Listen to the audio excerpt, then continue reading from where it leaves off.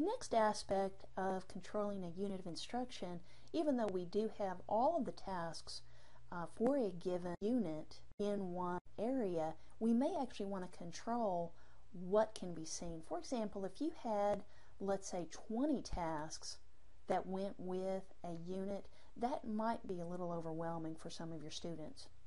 So what we're going to do is actually edit some of the assignments. So for example, if I was to go into the pencil assembly, and I'm going to say this particular one is not available until they've turned in the museum, I'm going to go down to the sequences or the actions section, and I'm going to say when something's turned in, hit the plus sign. So when the pencil sharpener museum is turned in, so notice the task that we are actually editing is the mechanical pencil assembly, the primary task. So this is not going to release until the pencil sharpener museum is turned in. Let's hit save.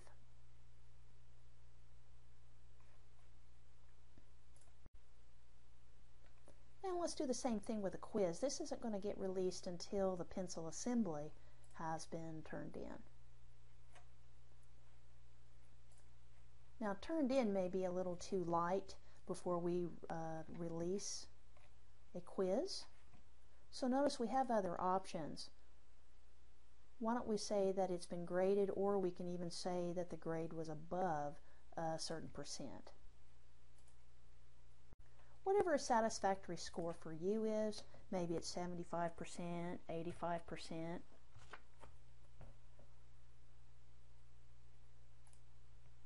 So it's the assembly that has to be completed, turned in, graded, and a score of at least 85%. Now notice my phrasing, I said at least 85%. This basically says scored above, which means it couldn't include 85. So I'm going to go ahead and change that to 84. Save that.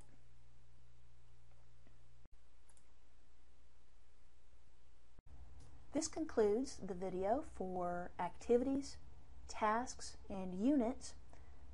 Additional videos may be found at ICAT Home. From the home page, click Video Library.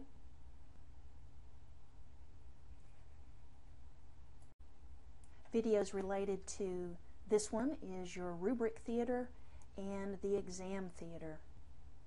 These two particular videos will show you the student views as well as teacher views in the process of managing student assessment online.